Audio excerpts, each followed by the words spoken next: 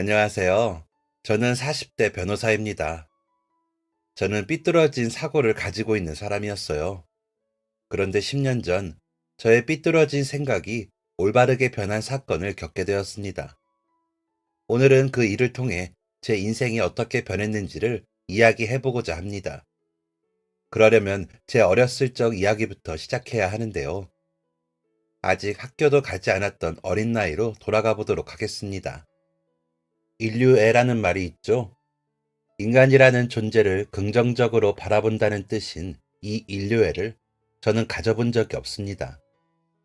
왜냐하면 자아가 형성될 시기에 인간에게 많은 상처를 받았거든요.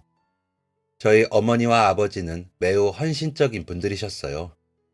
저와는 달리 인류애가 풍성한 분들이셨죠. 어느 정도였냐면 사람이든 동물이든 하다못해 식물까지도 생명력이 있는 모든 것들을 사랑하셨습니다. 공감 능력이 특히 뛰어나셨기 때문에 누군가가 힘들어하고 있는 것을 빠르게 눈치채셨고 그들을 돕고 싶어 하셨어요. 덕분에 부모님은 모두와도 두루두루 잘 지내셨습니다. 그럴만도 하죠. 더 좋은 것을, 더 큰 것을 가지려고 하는 사람들 사이에서 배려하고 욕심을 내려놓고 양보하는 분들이셨으니까요. 저는 이런 모습이 인간 사회의 미덕이라고 생각합니다. 하지만 그건 모든 사람이 그럴 때의 이야기죠. 부모님의 친절과 배려가 깊어질수록 사람들은 부모님을 무시했어요. 두 분의 호의를 당연하게 생각했죠. 부모님은 점점 지쳐가셨고 더 이상 누군가를 돕지 않으셨습니다. 그랬더니 지금까지 도움을 받았던 것은 생각하지 못하고 부모님에게 손가락질을 하더라고요. 저거 봐. 사람들이 아쉬운 소리 한 번 했다고 삐져가지고는 좋은 일 하는 걸 꼭 저렇게 티내야겠어? 사람들이 쪼잔하게. 저희 가족은 이사까지 고려할 정도로 동네에서 배척당했습니다. 그러던 중 저희 가족에게 끔찍한 일이 벌어졌어요. 바로 아버지가 교통사고 날 뻔한 아이를 구하려다가 그만 세상을 떠나신 것이죠. 이 일은 지금까지 부모님에게 손가락질하던 사람들에게 큰 충격을 가져다 주었습니다. 생각보다 좋은 사람은 아니었다 라며 부모님을 조롱하던 사람들의 입을 꾹 다물게 만들었어요. 모두가 아버지의 용감한 행동을 칭찬했습니다. 그런데 어머니와 제게는 그런 칭찬이 들리지 않았습니다. 칭찬받지 않아도 좋으니 아버지가 살아 돌아오기만을 바랐죠. 아버지의 장례식장엔 수많은 사람들이 문상을 왔습니다. 장례식을 마치고 나서도 동네 사람들은 저희 집을 찾아와서 위로를 건넸고 필요한 음식이나 생필품들을 건네주었죠. 아버지의 용기에 박수를 보낸다면서요. 그런데 웃긴 게 뭔지 아시나요? 이것도 얼마 가지 못했습니다. 어머니가 좀처럼 기운을 차리지 못하자 그걸 가지고도 손가락질하기 시작한 거예요. 애엄마가 정신 차려야지. 아직도 저렇게 기운을 못 차리면 어떡해? 우리가 이것저것 챙겨주니까 그러는 거 아니에요? 그러니까 청승 떠는 것도 적당히 해야지. 이런 말을 하는 사람 중에는 전기가 끊기게 생겼다는 말에 어머니가 공과금을 대신해준 사람도 있었고, 아이가 갑자기 열이 나는데 당장 쓸 병원비가 없다며 돈을 빌려간 사람도 있었습니다. 김장철 되면 어머니 김치가 맛이 좋다며 김치를 가져다 먹는 사람도 있었죠. 이런 걸 보면서 저는 사람에 대한 신뢰를 잃어버렸습니다. 어머니도 그런 걸 느끼셨는지 항상 신신당부하셨어요. 모든 사람들이 다 저럴 거라고 생각하지 말라고요. 우리 주변이 척박해 보이긴 하지만 그래도 사람 사는 곳에는 사람 냄새가 나기 마련이라고요. 어머니에게는 죄송하지만 저는 이 말에 전혀 공감할 수 없었습니다. 뭘 잘 모르는 어머니의 자기 만족이라고 생각했죠. 또 어머니를 내심 원망하는 마음도 있었어요. 어머니가 유하고 성내지 않는 분이라는 이유로 저도 그런 아이 취급을 받았거든요. 학교에 가면 친구들이 저를 놀려댔습니다. 놀리는 내용은 뻔하죠. 아빠 없는 녀석, 멍청이 엄마를 둔 아들. 그러다 발끈해서 화라도 내면 너네 엄마가 이러는 거 보면 충격받아서 쓰러질 거라는 말을 하면서 저를 되려 나쁜 놈 취급했죠. 저는 동네 아이들에게 놀려도 되는 존재, 마음대로 건드려도 찍소리 하나 내지 못하는 존재였습니다. 그래서 선택한 게 공부였어요. 공부를 잘하면 외지인 선생님들이 저에게 관심을 가져주셨거든요. 선생님의 총애를 받으면 괴롭히던 녀석들이 저를 함부로 대하지 못했습니다. 그래서 정말 열심히 공부했어요. 성공하기 위해서? 아니었습니다. 유일한 탈출구였어요. 공부하는 동안에는 아무도 저를 건들지 못했고, 친구 하나 없는 채가 외로움을 달랠 수 있는 건 공부밖에 없었거든요. 혼자 있는 무료한 시간을 만화책을 보는 게 아니라 공부를 하는 것으로 보낸 건 참 다행인 일이죠. 이렇게 공부한 덕에 제게는 선택할 수 있는 것들이 많아졌습니다. 대학을 골라갈 수 있었어요. 그래서 생각한 게 법대였습니다. 의대를 갈 수 있었지만 인류애가 없었던 터라 사람을 살리고 생명에 책임감을 갖는 일을 한다는 것이 조심스러웠습니다. 명문대 법대에 진학한다는 소식이 들리자 저를 놀리고 하찮게 보았던 사람들은 아버지가 돌아가시고 난 뒤에 보인 행동을 그대로 반복했어요. 아버지 없이 어머니 손에서 자란 채가 큰일을 했다는 거죠. 이때 저는 인간에 대한 신뢰를 완전히 놔버렸습니다. 대학 공부는 제 적성에 맞았어요. 쓸데없는 사심에 휘둘려서는 안 되고 사실과 증거만을 가지고 사건을 대해야 한다는 것이 굉장히 매력적이었죠. 이후 저는 변호사가 되었습니다. 검사, 판사가 아니라 굳이 변호사를 선택한 이유는 돈 때문이었어요. 부끄럽지만 그때는 그랬습니다. 그래서 수임료를 많이 주는 사건을 위주로 변호를 맡았고, 사건을 맡는 것마다 승소가 이어지자 제 명성이 알려졌고 수임료가 높아져 갔습니다. 처음에는 닥치는 대로 일을 했는데 어느 정도 몸값이 올라가니 사건을 가려받게 되더라고요. 보통 돈을 더 많이 받으면 더 바빠야 하는데 저는 오히려 시간이 좀 더 여유로워졌습니다. 그래서 평소에는 가지 못했던 전시회장도 가고 공연 같은 것도 보러 다녔죠. 생활 반경이 넓어지니 제 삶에도 약간의 변화가 생겼습니다. 첫 번째는 만나는 사람들이 달라지는 것이었어요. 일을 할 때는 의뢰인 동료밖에 없었는데 개인적으로 친분을 쌓는 사람들이 생기기 시작했죠. 두 번째는 여성분들과의 만남이었습니다. 더 정확히 표현하자면 저에게 호감을 표현하는 분들이었죠. 당시에 저는 결혼 정년기였기 때문에 여성분들의 대시를 받는 게 어찌 보면 당연했습니다.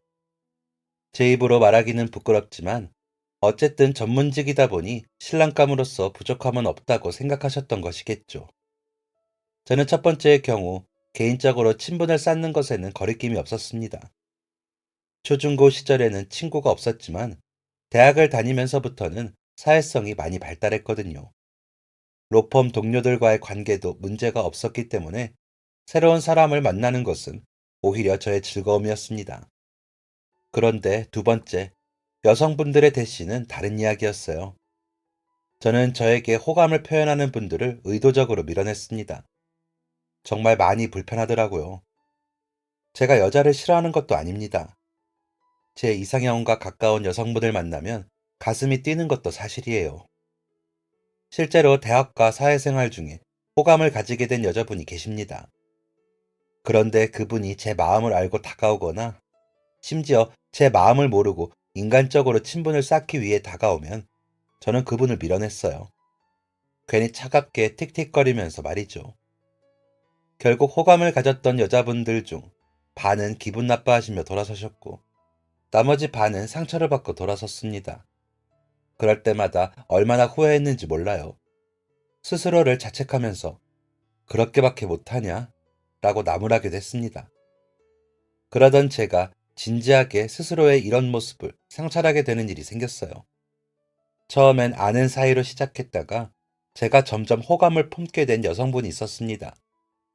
그런데 그분이 저에게 호감을 내비치자 저는 점점 거리를 두면서 나중엔 연락까지 끊어버렸죠.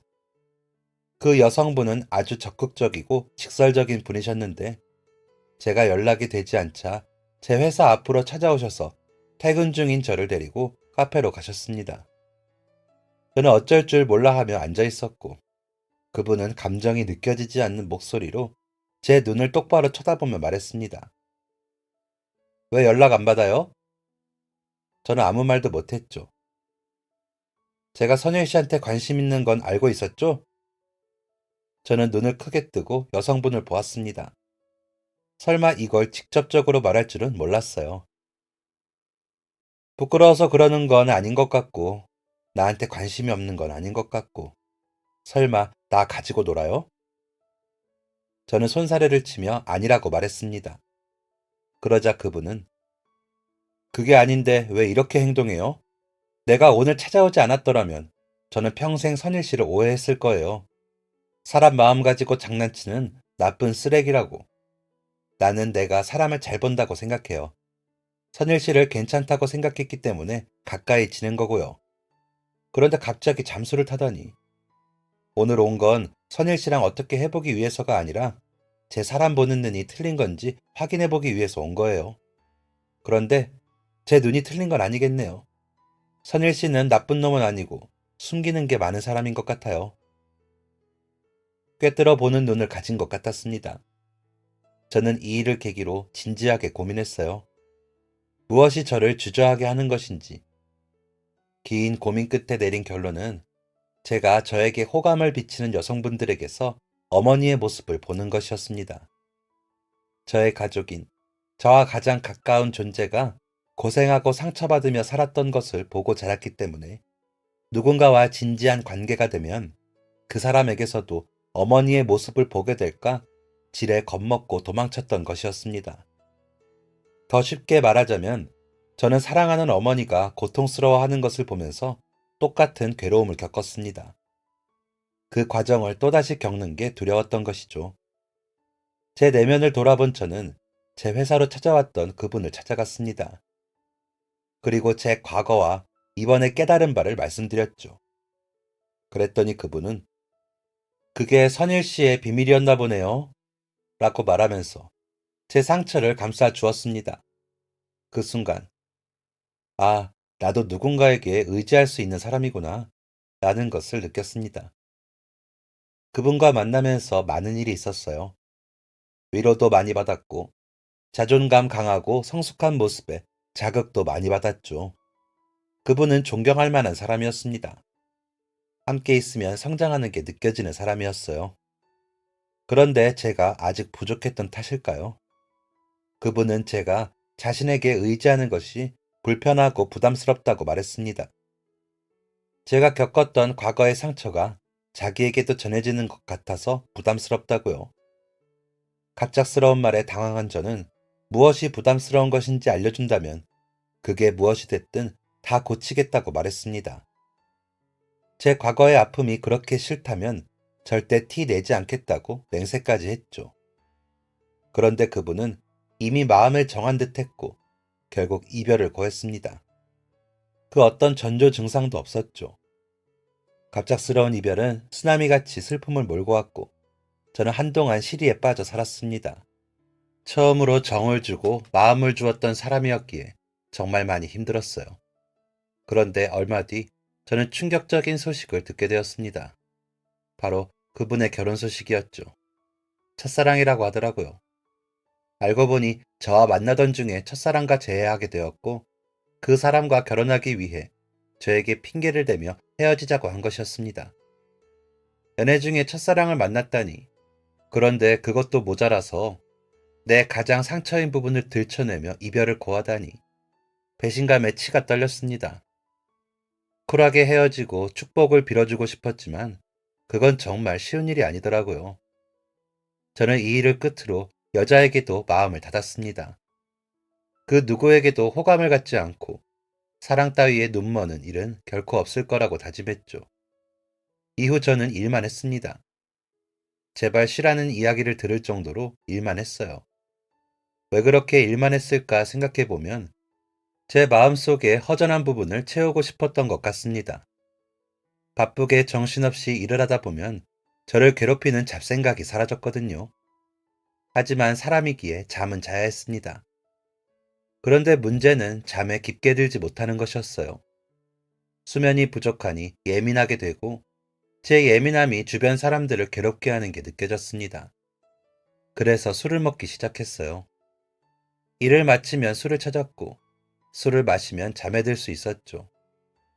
저의 이런 모습을 가장 가까이에서 보는 어머니의 걱정은 날로 깊어져 갔고 어머니는 그런 저를 어르고 달래셨습니다. 하지만 저는 어머니의 기대에 부응하지 못했습니다.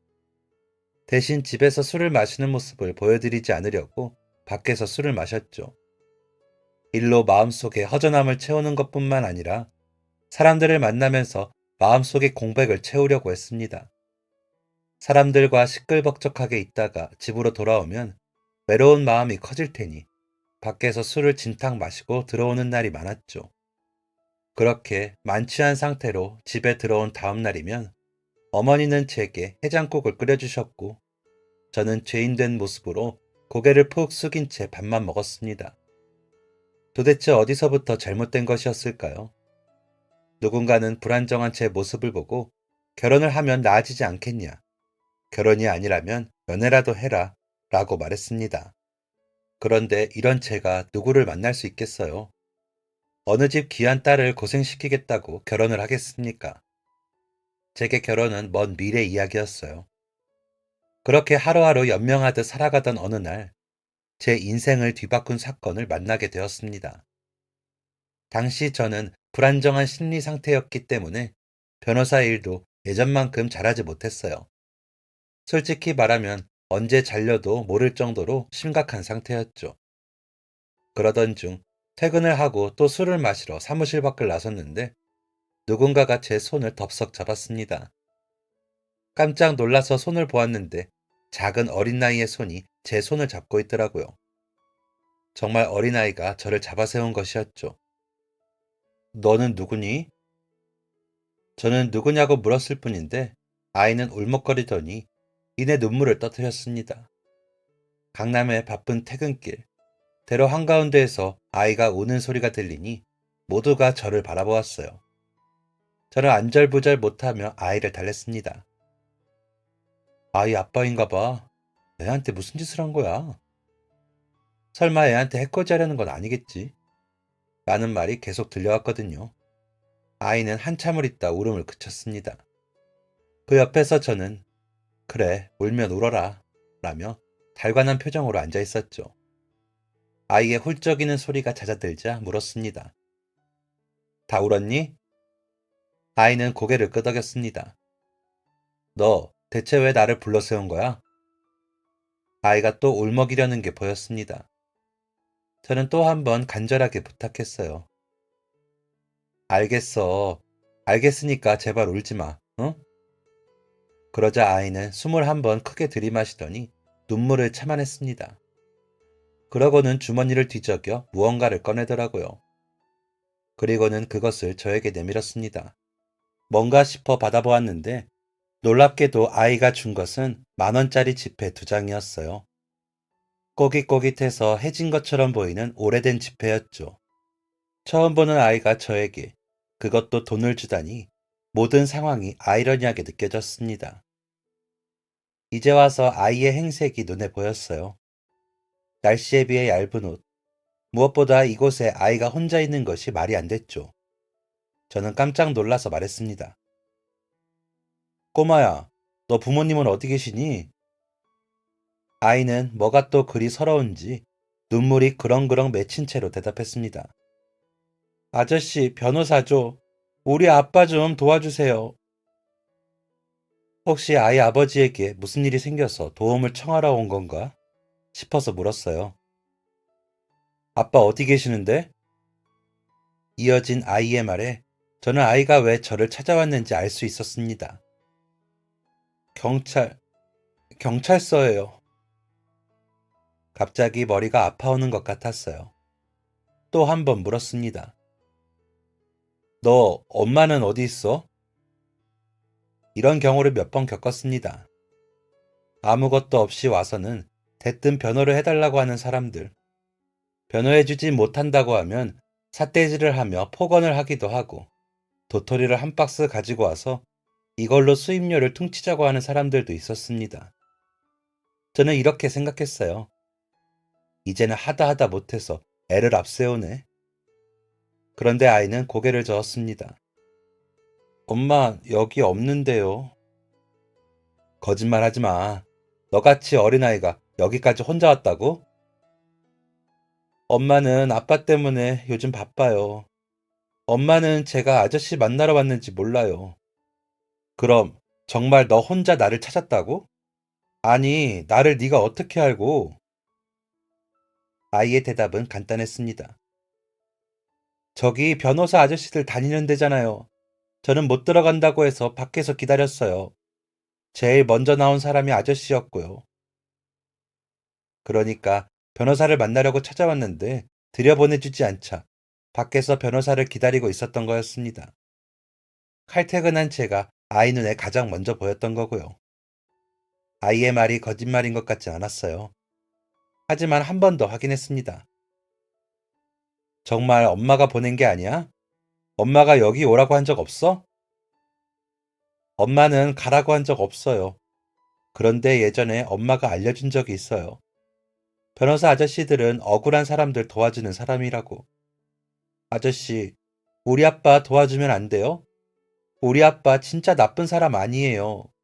진짜 좋은 아빠인데 억울하게 경찰서에 잡혀 있어요. 아빠 얼굴도 못 보고 엄마도 매일매일 울어요. 도와주세요. 제가 울지 말아 달라고 했다가 억지로 울음을 참는 아이의 얼굴을 보니 짠하기도 했지만 정말 미안하게도 저는 누군가를 도울 여력이 없었습니다. 저는 그 사실을 그제야 깨달았어요. 그래서 이 말을 하면서 결심했습니다. 변호사의 길은 이만 정리하기로요. 저는 제 손에 들려져 있던 꼬깃꼬깃한 2만 원을 아이에게 돌려주며 말했습니다. 미안하다 꼬마야. 나는 누굴 도울 수 없는 사람이야. 아이의 목소리에는 울음이 섞여 있었어요. 아저씨는 변호사 아니에요? 변호사는 억울한 사람 도와준다고 했어요. 저는 진심으로 미안한 마음을 담아 말했습니다. 응, 아저씨가 그걸 못해서 이젠 변호사 못할 것 같아. 아저씨가 나온 건물로 들어가면 아저씨보다 훨씬 유능한 변호사 아저씨들이 계셔. 너 혼자 가지 말고 꼭 어머니랑 같이 가. 저는 제 지갑에 있는 현금을 모두 꺼내서 아이에게 건네주었습니다. 자, 이걸로 오늘은 엄마랑 맛있는 거 사 먹어. 돈이 어디서 났냐고 하면 아저씨 명함 줄 테니까 이 아저씨가 줬다고 하고.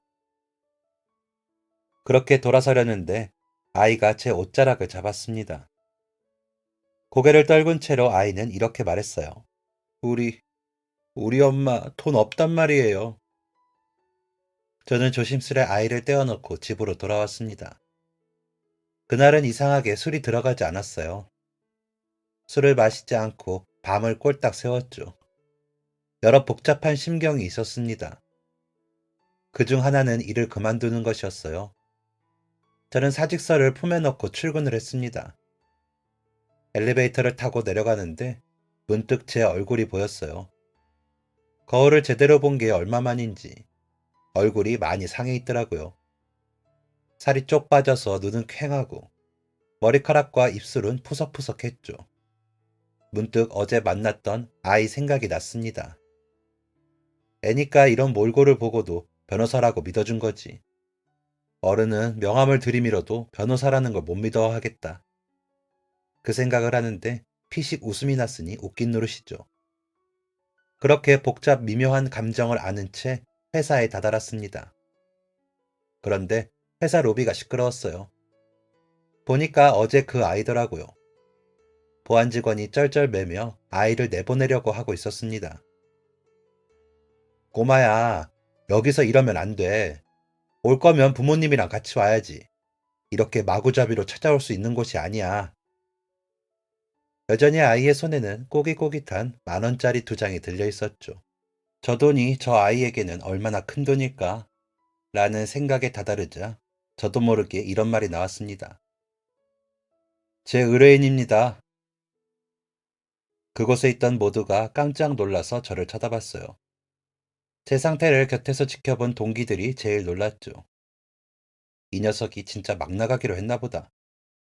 모두가 이런 생각을 가지고 있는 듯 했습니다.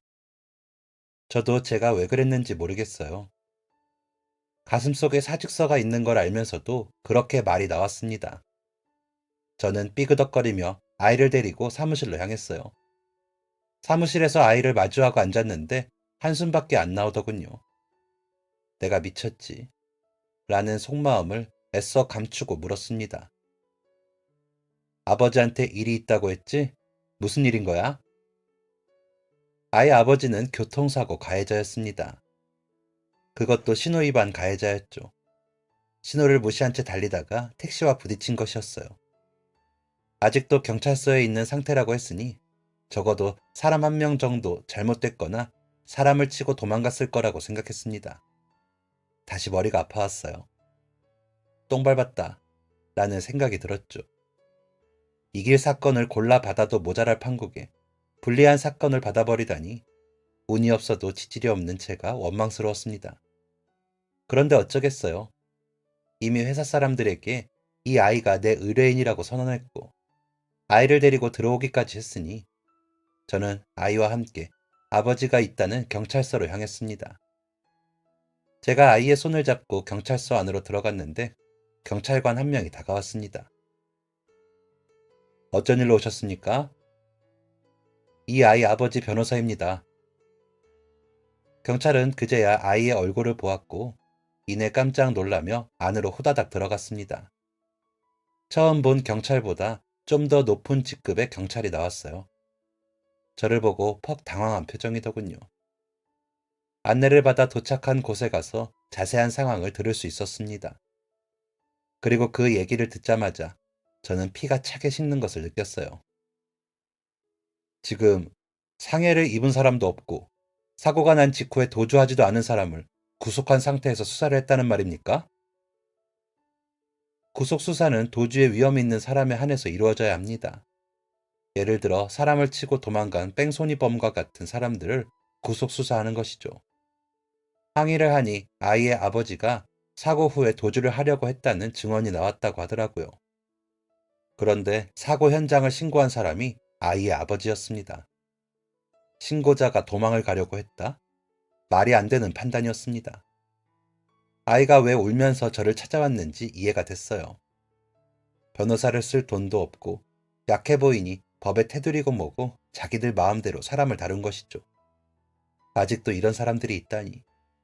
저런 사람들 때문에 청렴한 경찰들이 욕을 먹는 거라고 생각했습니다. 제가 수사 과정에서 불합리함을 이야기하자 경찰들은 곧장 아이의 아버지를 데려왔습니다. 유치장에서 나온 아이의 아버지는 어리둥절한 표정이었습니다. 저는 아이 아버지에게 다가가서 명함을 내밀었습니다. 안녕하세요, 아버님. 소개로 온 박선일 변호사입니다. 변호사 선생님이 여기는 어쩐 일이십니까? 머뭇거리는 말투, 경계하는 눈빛. 저는 아이가 우리 엄마 돈 없는데 라고 말한 것을 떠올렸습니다. 아마 수입료를 걱정하시는 것 같았어요. 아드님을 참 잘 키우셨더라고요. 기특하게도 수입료를 가지고 와서 아버지의 변호를 맡겼습니다.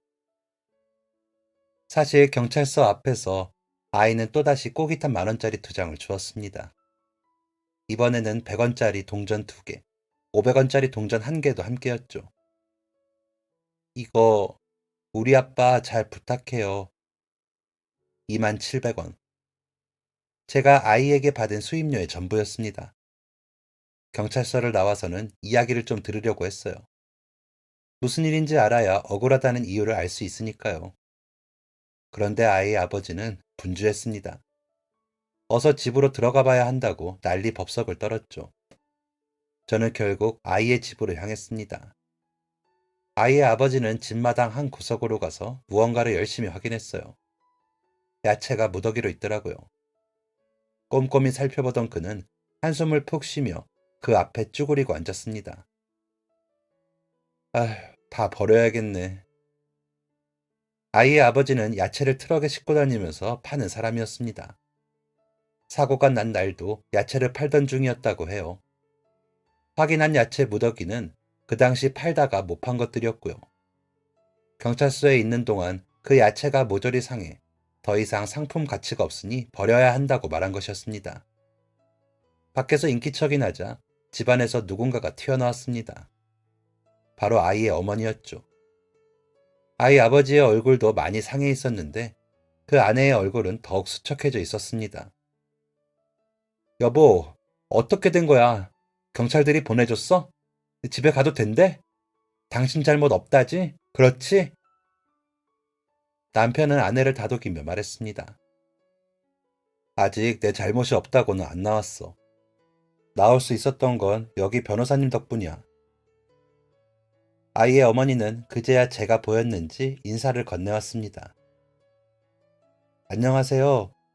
죄송해요. 제가 경황이 없어서 인사도 못 드렸네요. 아이의 어머니는 남편에게 그동안 못했던 말을 쏟아냈습니다. 당신 밥은 먹은 거야? 얼굴이 왜 이렇게 안 좋아? 남편도 말했죠. 당신이야말로 밥은 먹고 있었던 거야? 나는 밥이라도 나오는데 당신은 아니잖아. 서로의 얼굴을 쓰다듬으며 애틋하게 대화를 주고받는 모습을 보고 있으니 마치 소설책을 읽는 듯한 기분이 들었습니다. 저에게 그런 모습은 비현실적인 장면이었거든요. 돌아가신 아버지가 살아계실 적에 보았지만 까맣게 잊고 있었던 그런 모습이었습니다. 부부는 저를 집 안으로 안내했습니다. 그리고 그 안에서 지금까지 있었던 이야기를 본격적으로 들을 수 있었어요. 사건 당시 아이의 아버지는 어김없이 야채를 파는 중이었습니다. 항상 같은 자리에서 같은 시간에 팔기 때문에 그 동네 사람들은 그 시간에 맞추어 아이 아버지의 야채를 산다고 하더라고요. 사람이 품성이 좋아서인지 주변에 마트가 있는데도 동네 사람들은 야채만큼은 꼭 아이 아버지의 트럭에서 산다고 했습니다. 실제로 질이 좋기도 했고 말이죠. 아주 가끔 물건이 일찍 떨어지는 경우가 있는데 그럴 때는 잠깐 트럭을 몰고 나가서 다시 물건을 채워서 돌아온다고 합니다. 그렇게 트럭을 몰던 중에 사고가 난 것이죠. 저는 물었습니다. 정말 신호위반 안 하셨습니까? 아이와 아이의 어머니가 발끈했어요. 우리 아빠 그런 사람 아니에요. 이런 반응은 충분히 예상했고 또 이해했습니다. 선생님을 변호하려면 저는 진실을 알아야 합니다. 어떤 말을 하셔도 선생님 편일 테니 말씀해 주세요. 정말 안 하셨습니까? 아이 아버지는 고개를 끄덕였고 저는 한 번 더 물었습니다. 그때 상황이 정확히 기억나시나요? 네, 정말 기억납니다. 저는 신호를 받아서 출발했고 신호를 지키지 않은 건 상대 운전자였어요. 변호사가 할 일은 하나였습니다. 의뢰인의 말을 믿고 그 말대로 변호한다. 이야기를 하면서 알게 된 암담한 현실 중 하나는 블랙박스가 없다는 것이었습니다. 의뢰인의 트럭에도 없었고 상대차의 블랙박스는 하필 사고가 난 그 시점에 고장나 있었죠. 아이 어머니는 눈물을 훔치면서 말했어요. 내가 블랙박스 달자고 한마디만 했으면 이런 일은 없었을 텐데. 차를 처음 사던 시점에는 돈이 없어서 달지 못했고 형편이 조금 나아졌을 때는 시간이 없어서 설치를 못했다고 합니다. 그것만 있었으면 억울함을 풀 수 있었을 텐데 답답한 노릇이었죠. 그런데 어쩌겠어요. 이미 벌어진 일인걸요. 저는 최선을 다해 변호할 수 있는 방법을 찾았습니다. 가장 먼저 경찰이 왜 의뢰인을 가해자로 확신했는지를 알아보았어요. 우선 사건 당시 주변에는 CCTV도 카메라도 정차 중인 차량도 없었습니다. 게다가 두 차량에 블랙박스도 없었죠. 즉, 사고 난 당사자들 외에 현장을 본 제3자가 없다는 것입니다. 딱 한 명 목격자가 있었습니다. 상대 차량인 택시에 탑승 중이었던 손님. 유일한 목격자는 의뢰인이 신호 위반을 했다는 증언을 했습니다. 그것이 유일한 증거가 되어서 의뢰인이 범인으로 몰리게 된 것이죠. 그것만으로 증거가 되느냐라고 생각하실 수도 있겠지만 신호 위반으로 인한 교통사고에서는 목격자의 진술이 절대적인 증거가 되기도 합니다. 아무도 본 사람도 없으니 더더욱 목격자의 진술에 신빙성이 있었겠죠. 첫 번째 재판이 있기 전 저는 의뢰인이 야채를 팔던 곳으로 가서 단골 손님들을 취재했습니다. 평소 의뢰인에 대한 평판을 들을 수 있었죠. 다들 똑같은 반응이었습니다. 그 양반이 그럴 사람이 아니에요. 누구 한 명 수고하는 걸 못 보는 사람인데 법 없이도 살 사람한테 이게 무슨 일이야. 게다가 도망가려고 했다면서? 아유, 나는 절대 그 말 못 믿어. 분명히 뭔가 오해가 있겠지. 그렇게 1차 공판이 열렸습니다. 별다른 증거가 없었기에 역시나 재판은 의뢰인에게 불리하게 흘러갔어요. 예상한 결과였습니다. 하지만 그렇다고 방법이 있었던 건 아니었습니다. 아무리 찾아도 방법이 보이지 않았거든요. 그런데 1차 공판 이후 사건의 실마리가 조금씩 풀리기 시작했습니다. 의뢰인에게 불리한 결과가 나오자 피해자 측에서는 기다렸다는 듯이 합의금을 요구했습니다.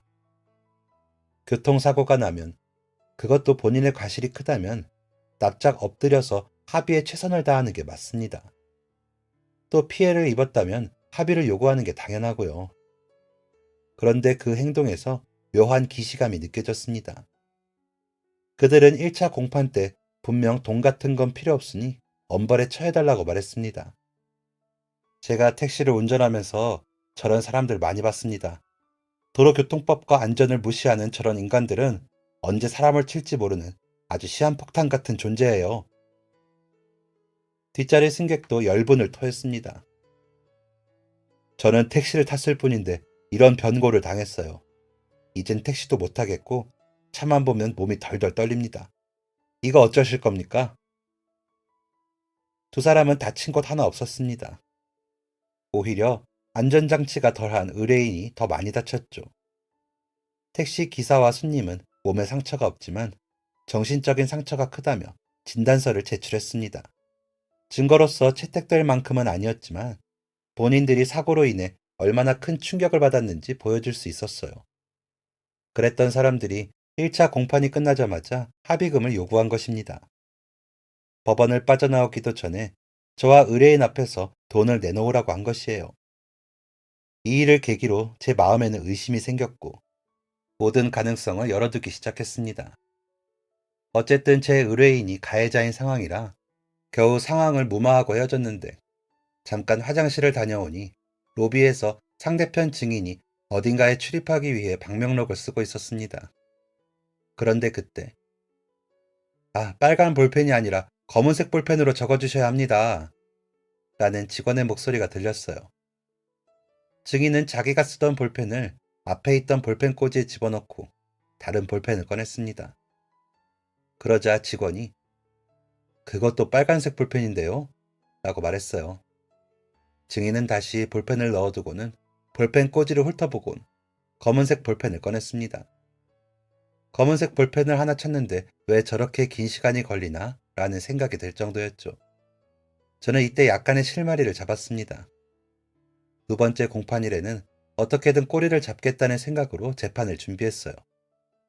그렇게 두 번째 공판일이 되어 법원으로 갔습니다. 2차 공판은 1차 공판과 별다를 것 없이 흘러갔습니다. 모두가 이렇게 사건이 일단락될 것으로 예상했죠. 그런데 그때 저는 증인의 진료 기록부를 떼보는 것을 요청했습니다. 증인이 색을 잘 구분하지 못하는 생맹일 거라고 생각했기 때문입니다. 그런데 생맹 이야기가 나오자 증인이 당황하는 게 보였어요. 내 진료 기록부를 뭔데 마음대로 떼냐면서 화까지 냈죠. 그 모습은 판검사의 의심을 사기 충분했습니다. 게다가 함께 당황한 택시기사도 한몫했고요. 저는 왜 생맹인지 아닌지를 알아야 하는지 강하게 주장했고, 이런 상황이라면 신호를 보았다는 증인의 말을 신뢰할 수 없다는 판사의 판단하에 저희는 세 번째 공판을 준비하게 되었습니다. 검사 결과 증인은 정록 생맹이었습니다. 초록색과 빨간색을 제대로 구분하지 못하는 것인데 이런 사람이 신호를 보고 신호 위반을 잡아냈다니 이로써 증언의 신빙성이 떨어졌습니다. 게다가 증인이 거짓 증언을 한 이유가 새로운 화제로 떠오르면서 재판의 판도가 바뀌게 되었어요. 이제 모든 게 원점이었습니다. 누가 신호 위반을 한 것인지 진실을 밝히는 것부터 시작해야 했죠. 저는 한 가지 의문점을 품었습니다. 왜 뒷자리 승객은 사고 후에 거짓말을 했을까? 정말 증인으로서 증언한 것이라면 자신이 정록생명인 것을 밝히고 제대로 보지 못했음을 인정해야 하는데 왜 굳이 거짓 증언을 했을까? 혹시 택시기사와 짜고 합의금을 뜯어내기로 한 것은 아니었을까? 그리고 또 한 가지 가설을 세웠습니다. 애당초 둘이 짜고 이런 일을 벌인 것이라면 이걸 알기 위해서는 일단 의뢰인의 무죄를 입증해야 했습니다. 저는 의뢰인이 야채를 파는 곳에 지나다니는 모든 사람들을 만났어요. 그렇게 몇 날 며칠을 앉아 그곳을 지켜보는데 한 폐지 줍는 할머니가 늘 똑같은 시간에 똑같은 길을 가신다는 사실을 알게 되었습니다. 할머니를 쫓아가 보니 이럴 수가. 할머니는 사고 현장에 계셨습니다. 할머니에게 사고를 본 적 있으시냐 물었더니 본 적 있지 라고 대답하셨어요. 혹시 기억하세요? 그걸 왜 묻나? 당연히 택시기사가 잘못했자네. 잘못한 게 분명하니 이미 벌을 받았겠지. 할머니가 말한 신호위반 차량은 택시였습니다. 저기 멀리서부터 쌩하니 달려오길래 놀래서 멈춰 있었지. 신호가 간당간당하길래 빨리 지나가려나 보다 했거든. 그런데 신호가 바뀌었는데도 안 멈추고 그냥 가버리더라고. 그러면서 옆에 오던 차랑 부딪힌 거야. 그런데 무슨 일이 있는 거야? 택시기사가 100번 봐도 잘못했잖요. 상황은 반전됐습니다. 신호위반은 택시기사가 한 것이었죠. 얼마 뒤에 예상치 못한 손님이 찾아왔습니다. 바로 택시기사와 증인이었죠. 두 사람은 처음 말했던 합의금액의 반의 반도 안 되는 금액을 요구했습니다. 이 정도로 합의하면 봐줄 테니까 더 귀찮아지지 말고 그만하지. 변호사 양반도 이런 짜잘한 사건 붙잡고 있는 거 귀찮잖아. 안 그래? 털어도 10원 한 장 안 나올 것 같은 사람 변호해서 뭐해? 이만 이거 정리하고 다른 사건 맡으시지 그러나? 저는 코웃음을 치며 말했습니다. 정록 생명인 거 숨기고 증언했잖아요. 위증죄 처벌 받으실 거고. 증인이 사라졌으니 우리 의뢰인 차가 신호위반을 했다는 것도 증명 못할 거고. 처음에 말했던 합의금을 못 받는 건 당연한 거고. 이대로 가다가는 지금 말한 합의금도 못 받을 것 같으니까 빨리 마무리하시려는 거죠. 두 사람은 과하게 흥분하면서 아니라고 했습니다. 저는 슬쩍 건드려볼 필요가 있다고 생각했어요. 제가 목격자를 찾았어요. 두 분이 자주 만나는 걸 봤다는 목격자요. 아, 사고 난 현장을 목격했다는 사람도 찾았네요. 저는 후자의 무게를 둘 줄 알았는데 두 사람은 전자의 무게를 두더라고요. 우리가 자주 만났다니 누가 그런 소리를 해? 우리는 택시기사랑 승객으로 처음 만났어. 역시 뭔가 있었습니다. 저는 두 사람이 고향이 같다는 것과 채무가 있다는 것을 찾아 수사를 의뢰했습니다. 수사 결과 두 사람은 공범이 맞았고 서로 짜고 고의 교통사고를 낸 것이었어요. 당연히 의뢰인의 억울함이 풀렸고 역으로 보상금을 받게 되었습니다. 그런데 정말 웃겼던 것은 증인이 정록생명이라는 것을 택시기사가 몰랐던 것입니다. 자기 동료에게도 숨기고 일을 저지른 것이죠. 용기인 건지 간이 큰 건지 한때는 한마음으로 사기를 계획했을 두 사람이 서로 잡아먹을 것처럼 싸우는 걸 보니 웃음밖에 안 나더라고요. 사건이 마무리되기까지 꽤 긴 시간이 흘렀습니다. 의뢰인 부부는 저에게 두툼한 봉투를 내밀었어요. 그동안 감사했어요, 변호사님. 솔직히 적당히 하다가 포기하실 거라고 생각했는데 이렇게까지 해주신 분을 두고 어떻게 입을 닫겠어요? 봉투에는 현금이 담겨 있었습니다. 저는 받을 수 없었어요. 이미 수임료를 받았으니까요. 그리고 그 돈이 부부에게는 얼마나 큰 돈인지 알고 있었습니다. 그런 마음을 읽었는지 부부는 이렇게 말했어요. 부끄럽지만 동네 주민분들도 마음을 모아주셨어요. 변호사님이 잠도 못 자고 일하시는 걸 보면서 다들 감동받았다고 하더라고요. 그 봉투의 무게가 느껴졌습니다. 그러면서 이런 생각이 들었어요. 아, 이들은 내 부모와 다를 바 없는 사람들이다. 다만 주변 사람들이 다를 뿐이다. 부모님의 인생을 통해 본 인간들의 추악한 모습이 모든 인간들에게 해당하는 것은 아니라는 것을. 모든 사람들이 호의를 당연히 생각하지 않는다는 것을 그때 절실히 깨달았습니다. 그리고 의뢰를 수행하면서 저는 의뢰인의 가족을 보며 많은 위로를 받았어요. 서로를 아끼고 사랑해주는 부부의 모습, 부모를 존경하는 아이의 모습. 그 모습이 참 부러웠지만 감히 가정을 상상하지 못했는데 사람에 대한 신뢰가 회복되고 나니 나도 누군가를 만나볼 수 있지 않을까? 라는 생각이 들더라고요. 수입료를 애써 거절하고 의뢰인 부부와 인사를 나눴습니다. 후련한 마음으로 샤워를 하면서 거울을 보았는데 그 사이에 얼굴이 또 변해 있었습니다. 동네 어른들이 챙겨주신 도시락과 밥 덕분에 빠져있던 살이 다시 차올랐고 얼굴엔 생기가 돌았죠. 생각해보니 술을 안 마신 지도 꽤 됐더군요. 저는 외투를 뒤져서 적어두었던 사직서를 갈기갈기 찢어버렸습니다. 다음날 사무실에 가서 상사를 만났습니다. 왜 저를 안 자르셨습니까? 제 상사는 이렇게 말했습니다. 이제 정신 차렸냐? 네, 저는 이 각박한 세상 속에서 일로 만난 사람들에게 보호받고 있었습니다. 이로써 저는 사람에 대한 불신과 부정적인 감정을 완전히 버려버리게 되었어요. 잃어버렸던 인류애도 회복했고요. 다시 일에 복귀하고자 준비 중에 있는데 낯선 번호로 전화가 걸려왔습니다. 다름 아닌 의뢰인이었어요. 변호사님, 아무리 생각해도 너무 죄송해서요. 돈은 절대 못 받겠다고 하시니 저희가 맛있는 식사라도 대접하고 싶습니다. 이것까지 거절하면 예의가 아니겠다 싶어 의뢰인의 집으로 갔습니다. 의뢰인의 어머니와 아내, 아이, 그리고 처음 보는 얼굴이 있었어요. 아이의 이모라고 하더라고요. 의뢰인 아내의 여동생인 그분은 나긋나긋한 분이었습니다. 식사를 맛있게 하고 돌아왔는데 그분의 얼굴이 아른거리더라고요. 그래서 몇 번이고 핑계를 만들어서 아이의 가족들과 자리를 만들었습니다. 그러면서 의뢰인과 변호사의 관계가 아닌 친한 지인 관계가 되었고 아이의 이모와도 가까운 사이가 되었죠. 몇 번의 만남을 거듭하면서 결국 인정할 수밖에 없었습니다. 저는 아이 이모에게 관심이 있었어요. 원래라면 도망가는 게 맞았습니다. 그런데 이번만큼은 용기 내고 싶어졌어요. 누군가에게 상처를 받아도 그 상처를 치료해줄 사람은 있을 거라는 확신이 생긴 덕분이었죠.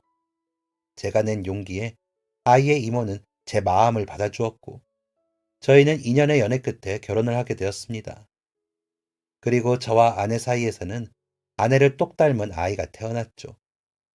제가 연애를 하고 결혼을 할 때 가장 기뻐했던 사람은 단연 제 어머니입니다.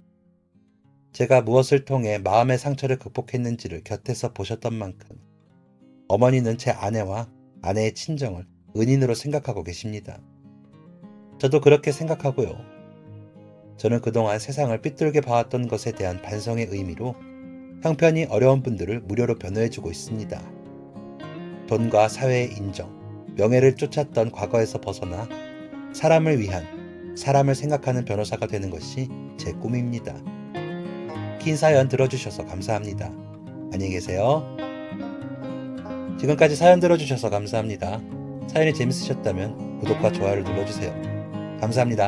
안녕히 계세요.